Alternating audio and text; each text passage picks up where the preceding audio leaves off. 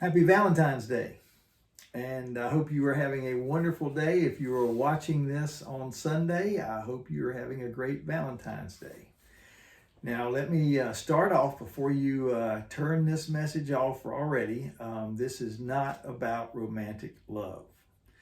I am going to use a passage that has probably been the most used passage of all in Christian weddings.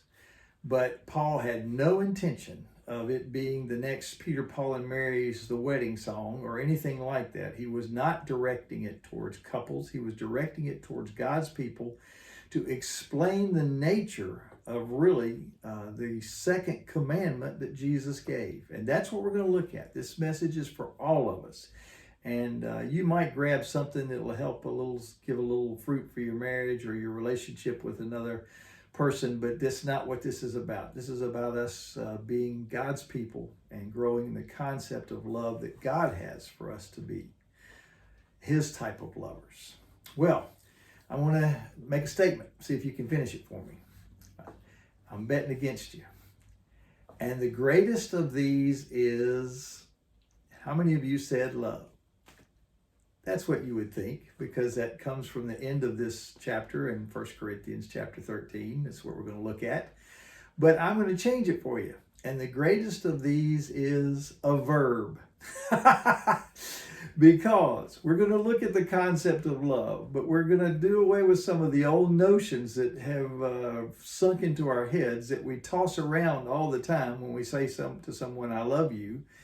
And look at what really that is fleshed out to look like, what that action is all about, because that's the concept that Paul portrays in 1 Corinthians 13. And you're going to see it real clearly in just a minute. But he's not talking about nouns or adjectives or anything like that. He's talking about verbs. He's talking about action words, words that mean fleshing out what it means to love, not just simply saying a word that's easy to toss around and very, very cliche. Well, once again, happy Valentine's Day. I want to take you back in history with me. These are Paw Patrol. They were not in existence when I was a kid. I don't know if you can even see them or not. But these are little Valentines.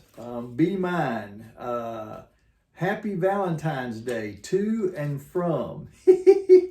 Little ones. Do you remember buying a bag of those when you were a little kid and getting excited about writing down to special people in your life? Be my Valentine. Maybe you sent one to your best friend, maybe. But back when I was a kid, you were given the list of names for the whole class.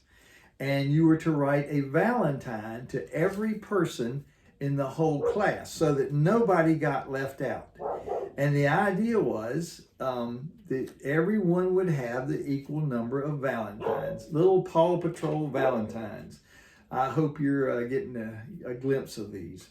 I am not a big Facebook type person, but a few years ago, 20 years ago almost, one of my high school friends, she got real involved on Facebook and did a lot of neat stuff for a whole lot of us. And she gave us a neat concept in remembering things. She brought out a whole bunch of old pictures from all the way back to kindergarten. And she was in my kindergarten class. And she had made a little collage-like thing of Valentines that she had received in kindergarten. That was 1959, friends. And there was mine. And she put it on Facebook, this little collage thing. And I saw mine, and it said, to Alice from Eddie. That's what everybody called me when I was a little guy. And I saw that thing, and it brought back a million memories of those little Valentines that we all got for the first several years of school to give out to all the friends in our classes and all. And that was fun. That was a fun memory to remember back to all those great days of being a little guy and being a part of celebrating that joyous time of Valentine's. For some people, Valentine's isn't a very joyous time at all. Sometimes it's a very sad time. Well, I want to give to each of us the concept that Valentine's is a great day. It's a great celebration. Whenever we celebrate the concept of love, we are celebrating God. Because, in John, 1 John, he says, God is love. And so if we're talking about love in the truest concept, in the action concept, in the verb concept, we're talking about God and his nature in many ways. It is because of that incredible nature that we have the joys and the excitement and the things in life that we get to celebrate. So let's take a little look together at this concept. Well, now I want to remind you how all this comes about. Jesus is walking the earth and is getting near the time when he is not too far from going to the cross, and the Pharisees are trying to catch him. They always tried to trap him into saying something they could use against him. And they asked him, one of them says, Teacher, what is the greatest commandment? Well, Jesus knew this was a trick, but he didn't worry about that. He could outsmart them at all times, easily. And we're going to look in a couple weeks about Jesus' nature, and we're going to look at a glimpse of the whole life of Christ. It's going to be fun. I'm getting real excited about how it's going to all come together. But Jesus was sharp. He was super sharp, and he knew what they were after. So he looked at him, he said, the greatest commandment is love God with all your heart, mind, and soul. And he throws in the second one. Love others as much as you love yourself. Whew, boy, what a pointed arrow at these Pharisees who really, they loved truth. That's what they loved. And they wanted to make truth the thing that died out. And they died trying to live out truth and missed the concept of the joy of love.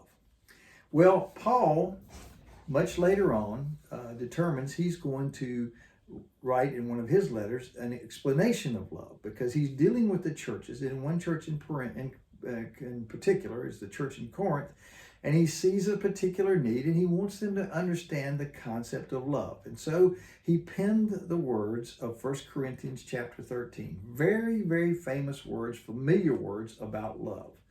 Now, I want to encourage you, if you are a couple and you are looking for words about romance and all those wonderful things, look at the book, not the love chapter, which is what 1 Corinthians 13 is called. Look at the love book, which is the Song of Solomon. He designed that book to be about love and lovers. That's what the Song of Solomon is all about. 1 Corinthians 13 is about the concept to be fleshed out by every single person, whether they're single, married, young, old, whatever, in living out this concept of love that Jesus is talking about in Matthew chapter 20, where he says, love your neighbor, love others as yourself. So let's pick up some of those old Valentines and blow the dust off of them and look at love from the concept of the Bible, the concept of the way God designed it to be. And let's take out our Bibles together, or look on the screen here at this passage that comes from 1 Corinthians. Now, we all think of this concept of love. We can say, I have love for chocolate. Now, my sweet wife, ever since we've been married, has known I have this huge love for Russell Stovers. So at Valentine's, every year, she gets me a box of chocolate. Now, that's a serious box of chocolate. And let me tell you what, I could eat every one of those in an hour. I love chocolate. But you know what? That's a noun love. That's an adjective love. That's not a love that I'm going to take action to. That's not a love that I'm going to put feet to, that I'm going to do something of value for someone to, or to something to. I'm just going to love eating those things and fulfilling me, just about me. That's what that box of chocolates is about. Real love is about others. That's what Jesus said. Love others as much as you love yourself. That's what Jesus said. So let's start to flesh that out a little bit. Now, when you look at these verses on the screen, you're going to see both the New International Version, and right beside it, you're going to see the Message. And what I want us to do is look at 1 Corinthians chapter 13, just verses 4 through 7. And we're only going to highlight, I'm going to tell you right now 3, but it's really 4. I'll show you how to slip that in. But we're going to look at three particulars that are of great importance for us, especially in these days that we've been going through. But as we do, I want you to see that every one of these is a verb. It's an action. And that's the way Paul is describing them. So you're going to see the NIV, which is the more literal word-for-word translation, and the Message, which is a transliteration or a paraphrase, which means it was taken from a translation and made into simple, fun kind of English. So, first of all, love is patient. The Message says, that's the NIV, the Message says love never gives up. Love is kind, the NIV says. The Message says love cares more for others than for self. Love doesn't envy, the NIV says. The Message says love doesn't want what it doesn't have. The NIV says love does not boast. The Message says love doesn't strut. Everybody knows somebody who struts. The NIV says love is not proud. The Message says love doesn't have a swelled head. The NIV says love does not dishonor others. The Message says love doesn't force itself on others. The NIV says love is not self-seeking. The Message says love isn't always me first. The NIV says love is not easily angered. The Message says love doesn't fly off the handle. The NIV says love keeps no record of wrongs. The Message says love doesn't keep score of the sins of others. The NIV says love does not delight in evil. The Message says love doesn't revel when others grovel. I love that way it's said. Love doesn't revel when others grovel. But in truth, the NIV says, love takes pleasure in the flowering of truth, the Message says. Love always protects, the NIV says. Love puts up with anything, the Message says. Love always trusts, in the NIV. Love trusts God always, in the Message. Love always hopes, the NIV says. Love always looks for the best, the Message says. Love always perseveres, the NIV says. Love never looks back, but keeps going to the end, is what the Message says. Now, friends, note something. These are all actions. Every one of them are actions. They're verbs. They're not just words. They're not just nouns. They're not just adjectives. Every one of these, whether you look at the NIV, the more literal translation, or the Message, the looser, more colloquial words of our times, they are actions. They are verbs. Remember how I started this message? The title is, and the greatest of these is a verb. Better yet, it's an action. Now, let's focus on three. Let's say 3.5. Let's really say 4, but I'm going to combine 2 to make it just 3. The first of these is love is patient. Love never gives up, says the Message. Love is patient, says the NIV. Now, this comes from probably my favorite Greek word. It's two words, really. The word patience in the Greek is macrothumia. You might want to say that. Macrothumia. It means, if you have an old King James Bible, long suffering. It means hanging in there in the midst of a lot of pain and tribulation and suffering and everything else. It means hanging in there, persevering on. Love is patient. Love doesn't give up. Love doesn't toss it in and throw in the towel. When a relationship gets tough, love doesn't throw in the towel. When you and a friend are at odds with each other, doesn't have to be a love relationship by any means. When you and a friend are at odds with each other, you don't give up. You don't say, well, heck with that person. You say, I'm going to hang in there. I'm going to persevere. I'm going to be patient and try to find out what's going on. How have I wounded them? How have I offended them? What have I done? What is my role in this? I want to fix this. And I'll hang in there as long as it takes. Macrothumia, long suffering, as long as it takes to make it right. Now, friends, I want to give you a real life application. Love is patient. Look for one situation or one person that you can be patient, long suffering with every day this week, starting today. Now, that is a very simple, gut level, in your face application. Friends, I've struggled a lot since this whole pandemic thing. I'll be honest with you. My patience, I used to be a relatively patient person, but now my patience is this thin. You can't get anything through there. And I am having to make myself be patient. And that's okay. That's all right. God sees through my weakness and gives me some tools to help me be stronger. Friends, I was in a line the other day. I had a lot to get done. And I went to this line and I looked at this line and I thought, oh my gosh, this is going to take forever. And I didn't want to be in that line. And you know what? I said to myself, Ed, live out, flesh out, love is patient. And so I started doing that. And I started talking to the people around me. How are you doing today? And it's tough. We got this long line, but hey, because everybody I see these days is impatient. Everybody is in a hurry. Everybody wants what's going on in their life to be first and foremost taken care of. Everybody. Because we've just been enduring so much lately. And you know what? It kind of softened a whole bunch of people. And you know what? Before I knew it, I was in right there at the person checking me out. Just like that. By being patient. I want to challenge you. Once again, look for one situation or one person or one of each every other day or whatever for this week.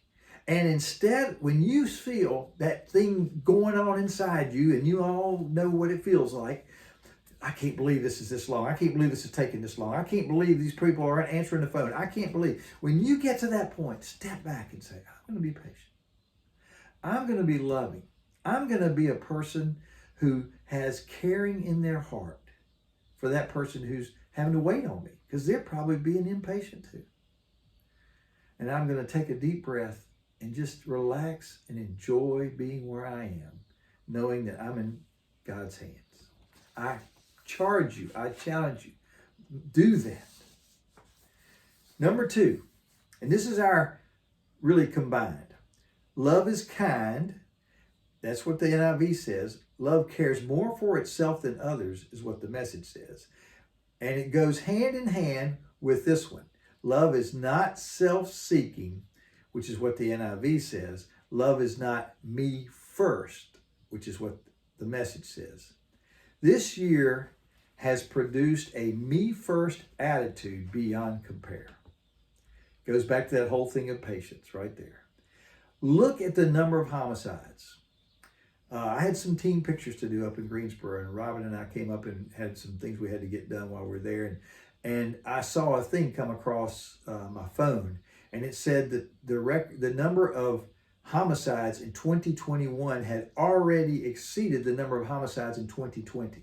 Now, if you remember, in January 2021 had already exceeded the number of homicides in January 2020. Now, you know what, friends? In January 2020, there was no COVID-19.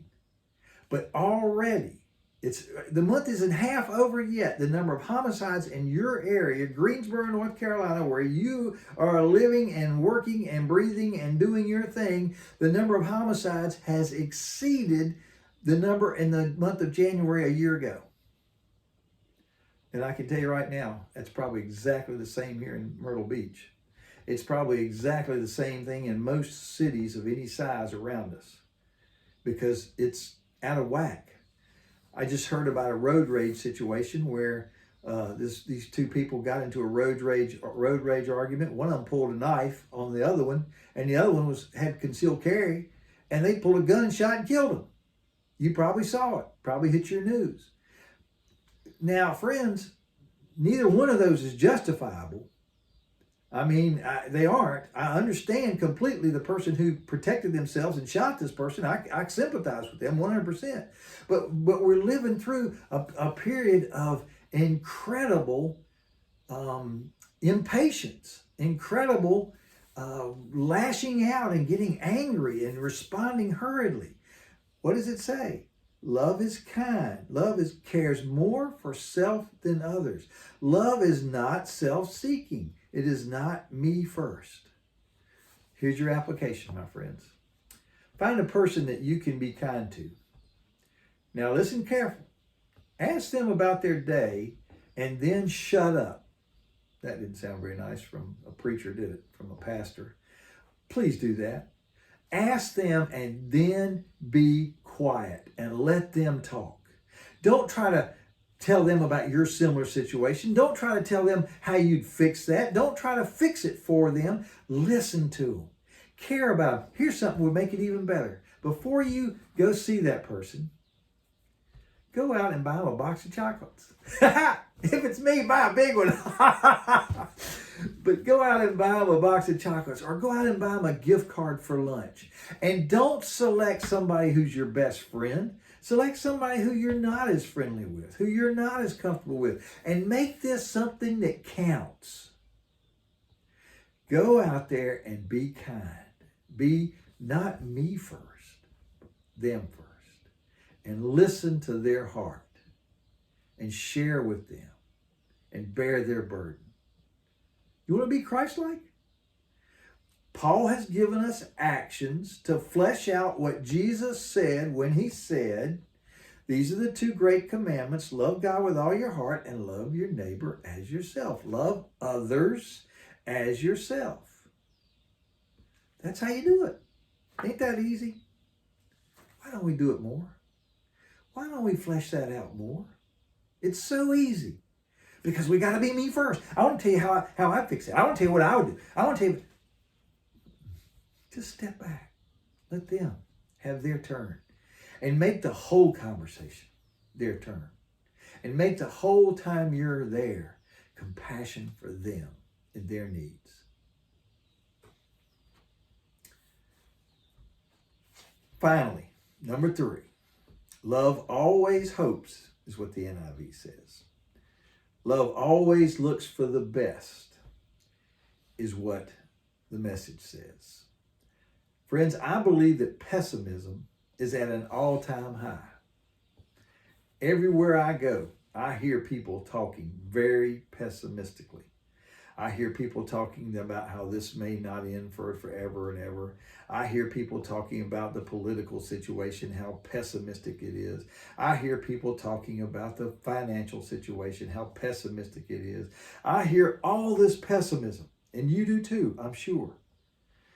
I hear people talking about their illnesses and their pains and their problems, and my heart breaks for them. My heart absolutely breaks for them because I think we're in a time where some of these things are exacerbated because of all of the mess and the difficult issues of our lives these days. And my heart breaks for people who are struggling with pains right now and struggling with illness right now. My friends, the best cure for pessimism is to do something for someone else. Totally unexpected. Do something for someone else. Here's your application. If you're struggling with your faith, if your hope is at a low, spend some time. You remember what it said in the NIV? Love always hopes. If you are struggling with your faith, if your hope is at a low, spend some quiet time alone looking at some verses. Use your concordance and look up the word hope. Did you see? I'm going to say it again because I want to drive this point home. He says in the NIV, love always hopes. He says in the Message, always looks for the best. Spend some time looking up some verses about hope. Pray about your need for God to show up and wow you. My friends, God's not above that. I was reading this morning in 2 Chronicles chapter 20. And it's about a guy named King Jehoshaphat. Jehoshaphat loved God, and he was worried because there were enemies from 3 different countries, basically, who were stacking up against God's people, Israel.